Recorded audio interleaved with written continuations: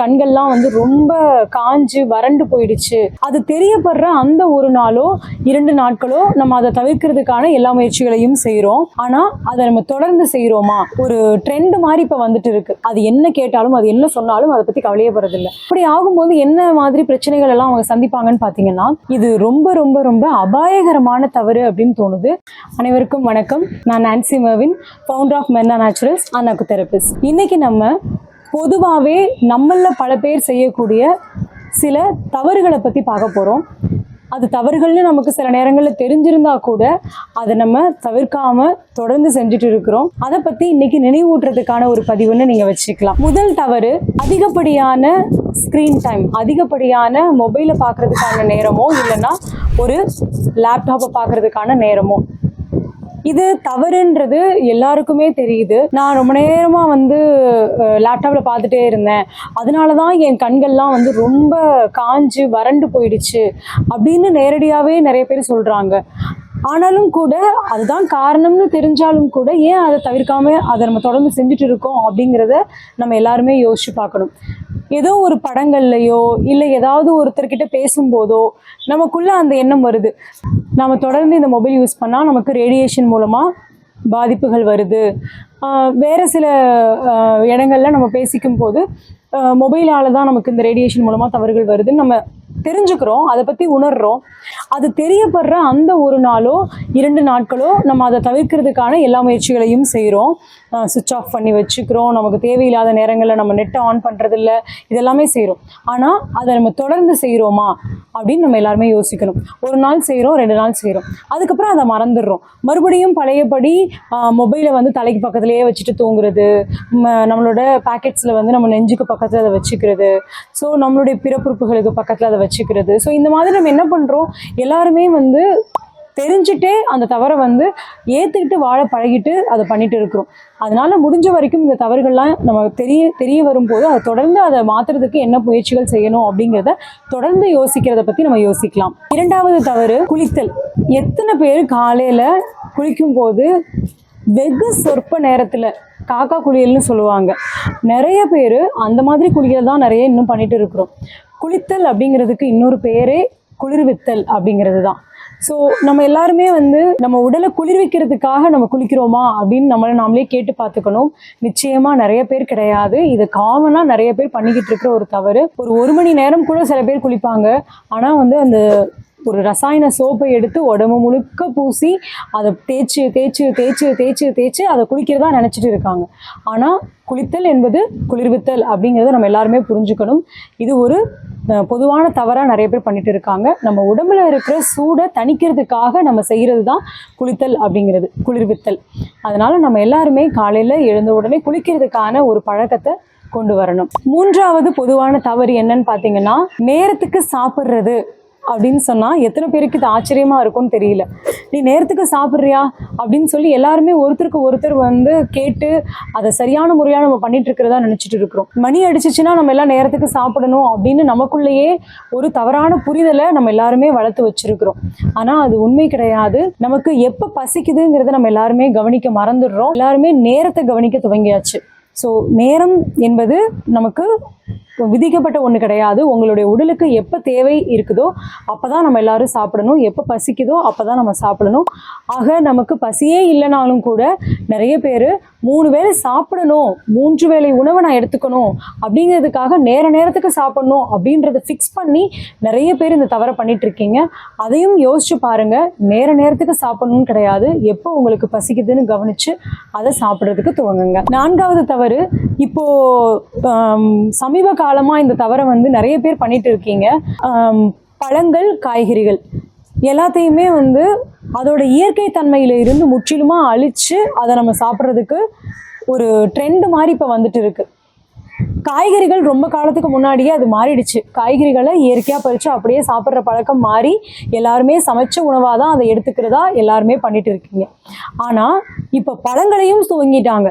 ஒரு மாம்பழம் கிடைக்குதா, அந்த மாம்பழத்தை அப்படியே ஒரு அழகான உணவாக எடுத்துக்கிறத விட்டுட்டு அப்படியே சுவைச்சு சாப்பிட்றத விட்டுட்டு என்ன பண்ண ஆரம்பிச்சாச்சு, மாம்பழத்தில் அல்வா செய்கிறேன், மாம்பழத்தை வேக வச்சு அது பண்ணுறேன், மாம்பழத்தில் பார் போடுறேன். மாம்பழம் மட்டும் கிடையாது, இப்போ எல்லா விதமான பழங்களுக்கும் இதை துவங்கியாச்சு. பலாப்பழத்தையும் அப்படிதான் பண்ணுறாங்க. பலாப்பழம் கிடைச்சதா, பலாப்பழத்தை வந்து நான் வந்து அல்வா பண்ணுறேன், அதை பண்ணுறேன், இதை பண்ணுறேன்னு சொல்லி பழங்கள் வந்து அப்படியே எடுத்துக்கக்கூடிய உணவை இப்போ அதையும் சமைச்ச உணவாக மாற்றிட்டு இருக்காங்க. காய்கறிகளை நம்ம எல்லாருமே வந்து சமைச்சு எடுத்துக்காமல் முடிஞ்ச வரைக்கும் பச்சையாக நமக்கு கிடைக்கும்போது ஒரு வெண்டைக்காயை பறிச்சோமா அப்படியே சாப்பிட்டோமா அப்படிங்கிற மாதிரி நம்ம பழகிட்டு இருந்த நாட்கள் மாறி போய் எல்லாருமே அதை சமைச்சு தான் எடுத்துக்கிறதா ஆகுது.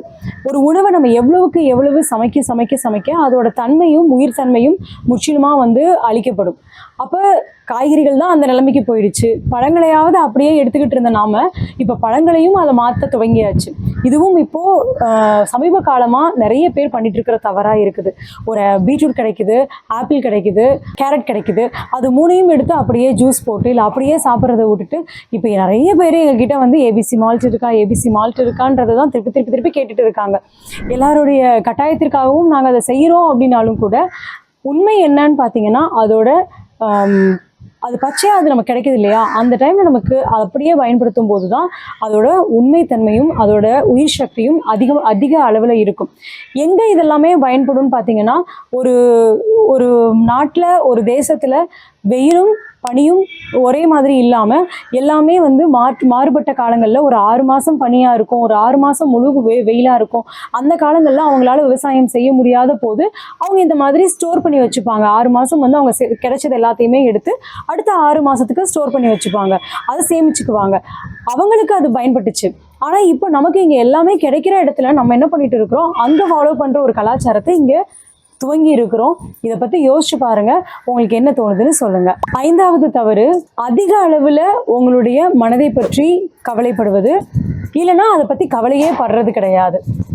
மனதை பற்றி நம்ம ஒரு சம அளவில் அதை பற்றி யோசிக்கணும். மனதுங்கிறது நம்மளுடைய உடலுக்கு ரொம்ப ஒரு முக்கியமான ஒரு விஷயம். நீங்கள் உடலை மட்டும் கவனிச்சுக்கிட்டீங்கன்னா மனதை கவனிக்க தேவையில்லாமல் நீங்கள் என்ன வேணால் செஞ்சுக்கலாம் அப்படின்னு கிடையாது. அப்போ மனம், உடல், எண்ணம், உணர்ச்சி எல்லாமே வந்து ஒன்றுக்கு ஒன்று சம்மந்தப்பட்ட ஒரு விஷயம். அப்படி இருக்கும்போது நீங்கள் அதிக அளவில் மனதிற்கு மட்டுமே எல்லாமே பண்ணுவேன், மனசை மட்டுமே நான் கவனிப்பேன் அப்படின்னு சொல்லி நீங்கள் உடலையும் கவனிக்காமல் விட முடியாது. அதே நேரம் நீங்கள் உடலை மட்டுமே கவனிப்பேன், மனசை கண்டுக்க மாட்டேன் அப்படின்ற மாதிரியும் நீங்கள் விட முடியாது. அப்போ நீங்கள் மனதையும் கவனிக்கணும், உடலையும் கவனிக்கணும். அந்த ரெண்டையுமே நீங்கள் சம அளவாக கவனித்து மனதிற்கு என்ன தேவை, உடலுக்கு அந்த நேரத்தில் என்ன இருக்குது, உடலுக்கு அசதி இருக்குதா, மனதுக்கு அந்த நேரத்தில் அந்த வேலையை செய்கிறதுக்கு பிடித்தம் இருக்குதா, இது எல்லாத்தையும் கவனித்து தான் நீங்கள் எந்த ஒரு விஷயத்தையுமே செய்கிற மாதிரி இருக்கும். இந்த தவறையும் நிறைய பேர் செஞ்சுட்டு இருக்காங்க. ஒன்று மனசை கவனிக்கிறதே கிடையாது, கண்டுக்கிறதே கிடையாது. அது என்ன கேட்டாலும் அது என்ன சொன்னாலும் அதை பற்றி கவலையே படுறதில்லை. சில நேரங்களில் என் மனசு இப்படி சொல்லிச்சு அப்படி சொல்லிச்சு அப்படி சொல்லிச்சுன்னு அந்த மனசை பட்டு மட்டுமே யோசிச்சுட்டே இருக்கிறது, உடலை விட்டுறது. இதையும் நிறைய பேர் பண்ணுறாங்க. இதை பற்றியும் யோசிச்சு பாருங்கள். 6வது தவறு, இதுவும் இப்போ சமீப காலத்தில் தான் நடந்துட்டு இருக்கிற மாதிரி எனக்கு தோணுது. நம்ம சாப்பாடுன்ற ஒரு விஷயத்த ஒரு பரிசு பொருளாக பார்க்குறது. நீங்கள் ஏதாவது ஒரு செஞ்சுட்டீங்கன்னா எனக்கு வந்து பரிசுக்கு எனக்கு அதை வந்து ஊக்குவிக்கிறதுக்கு எனக்கு இந்த இடத்துல இந்த ஃபுட்டு வேணும், இந்த இடத்துல இந்த பிரியாணி வேணும், எனக்கு இங்கே இந்த மாதிரி ஒரு பொருள் வேணும். எல்லாமே வந்து இப்போ உணவு பொருளில் பரிசு பொருள் மாதிரி அவங்களே வந்து ட்ரீட் பண்ணிக்கிறாங்க.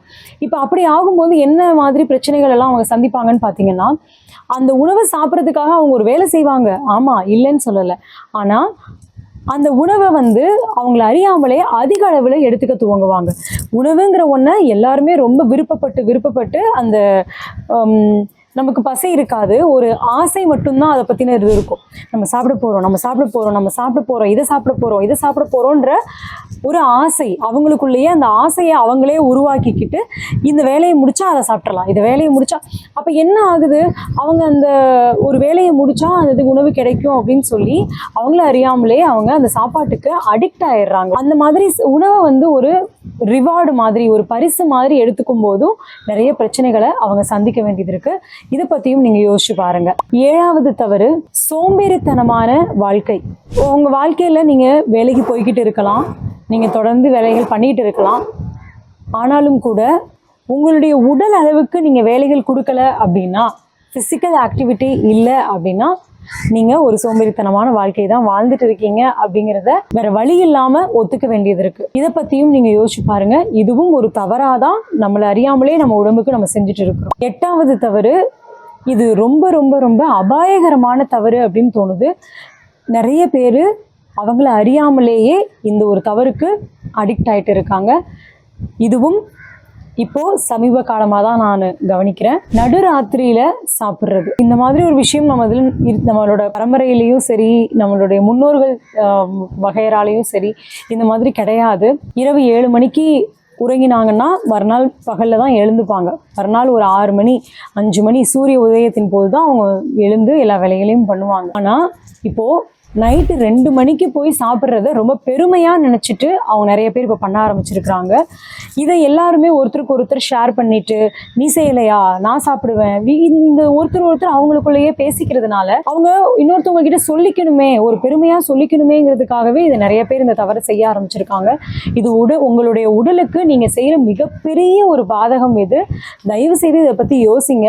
இரவு நேரம் அப்படிங்கிறது உங்களுடைய உடல் உங்களுக்கு பராமரிப்பு வேலைகளை செய்யக்கூடிய ஒரு நேரம். அந்த நேரத்தில் நீங்கள் அதை போய் உணவை கொடுத்து அதை கொடுமை பண்ணாதீங்க. அது மட்டும் இல்லாமல் அந்த உணவு நீங்கள் சாதாரண உணவை எடுத்துக்கிறது இல்லை.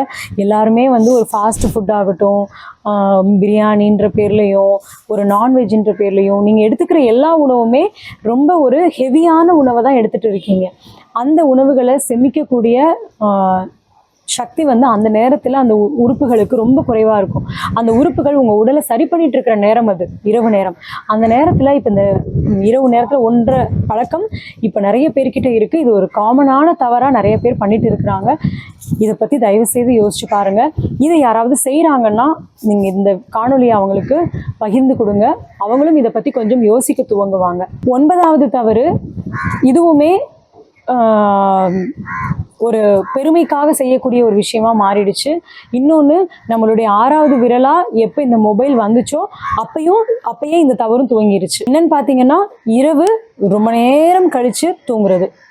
நான் நைட் 2 மணிக்கு தான் தூங்குறேன், நான் நைட்டு 3 மணிக்கு தான் தூங்குறேன் அப்படின்றத ரொம்ப பெருமையாக நினச்சி நிறைய பேர் சொல்லிட்டு இருக்காங்க. நைட்டு 2 மணி இல்லை, அது மறுநாள் அதிகாலையில் 2 மணிக்கு நீங்கள் தூங்குறீங்க, நைட்டு 2 மணிக்கு தூங்கலை. இரவு 2 மணிக்கு நீங்கள் தூங்கலை, அதிகாலையில் 2 மணிக்கு தூங்குறீங்க, அதிகாலையில் 3 மணிக்கு தூங்குறீங்க. அப்போ உங்களுடைய உடல் எவ்வளோ ஒரு மோசமான நிலையை சந்திச்சிட்ருக்கு அப்படிங்கிறத நீங்கள் உணர்ந்து பாருங்கள். ஒவ்வொருத்தரும் இதை பற்றி யோசிங்க. இந்த விஷயம் உங்களுடைய உடலை ரொம்ப ரொம்ப ரொம்ப மோசமான நிலைக்கு கொண்டு போகும். இதை பற்றி தயவு செய்து யோசிங்க. இரவு நம்ம தூங்கணும் அப்படிங்கிறதுக்கான சரியான நேரம் என்னன்னு பார்த்தீங்கன்னா, நம்மளுடைய முன்னோர்கள் ஃபாலோ பண்ணது அப்படின்னு பார்த்தீங்கன்னா, சூரியன் மறையும் போதே ஒரு 7 மணி, அதிகபட்சமாக ஒரு 7லேருந்து 8 மணிக்குள்ளே அவங்க படுத்துருவாங்க. இரவில் அங்கே வெளிச்சம் இருக்காது, படுத்துருவாங்க. ஆனால் இங்கே நமக்கு வெளிச்சம் இருக்கிறனால, வெளிச்சம் இல்லைனாலும் உங்களுடைய மொபைலில் வெளிச்சம் இருக்கிறனால நீங்கள் அதை நீங்கள் ஸ்க்ரோல் பண்ணி உங்களோட நேரத்தை வீணாக்கி ரொம்ப மோசமான நிலைக்கு உங்களுடைய உடல் கெஞ்சி கதறினதுக்கப்புறம் தான் நீங்கள் படுக்கிறீங்க. ஆக உங்களுடைய இரவு நேரத்து தூக்கத்தை நீங்கள் எவ்வளவுக்கு எவ்வளோ தாமதப்படுத்துகிறீங்களோ அவ்வளவுக்கு அவ்வளவு நீங்கள் ஒரு மிகப்பெரிய தவறை பண்ணிட்டு இருக்கீங்க.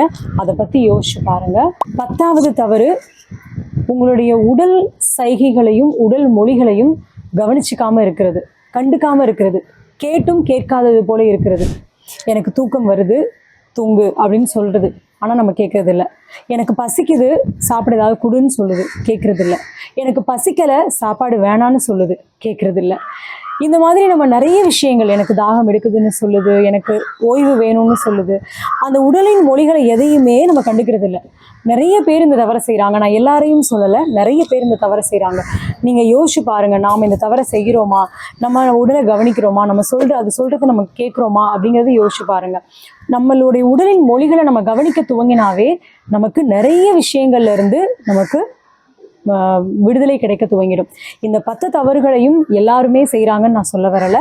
ஒரு பொதுவான தவறுகளாக தான் நம்ம இங்கே ஒன்று சேர்த்து சொல்லியிருக்கிறோம். இதில் ஏதோ ஒரு 1 or 2 தவறுகள் நீங்கள் செஞ்சுட்டு இருக்கீங்கன்னா யோசிச்சு பாருங்கள், அதை மாற்றுறதுக்கு என்ன செய்யலாம் அப்படிங்கிறத பற்றி நீங்கள் முயற்சி பண்ணி பாருங்கள். முயற்சிகள் நிச்சயமாக ஒரு நாள் ஒரு வெற்றியை கொடுக்கும் நமக்கு. அந்த தவறுலேருந்து நம்ம மீண்டு வந்தோம்னா நம்ம உடல் தான் நல்லாயிருக்கும், நம்ம மனது நல்லாயிருக்கும், நம்ம ஆரோக்கியமாக எப்பயுமே இருக்க முடியும். எல்லாருமே தெரிஞ்சுக்கலாம். இதை பற்றின ஒரு விழிப்புணர்வாக எல்லாருக்குமே இது போய் சேரட்டும். உங்களுடைய நண்பர்களுக்கும் இதை பற்றி பகிர்ந்து கொடுங்க. எல்லாருமே இதை பற்றி தெரிஞ்சுக்கட்டும். நன்றி.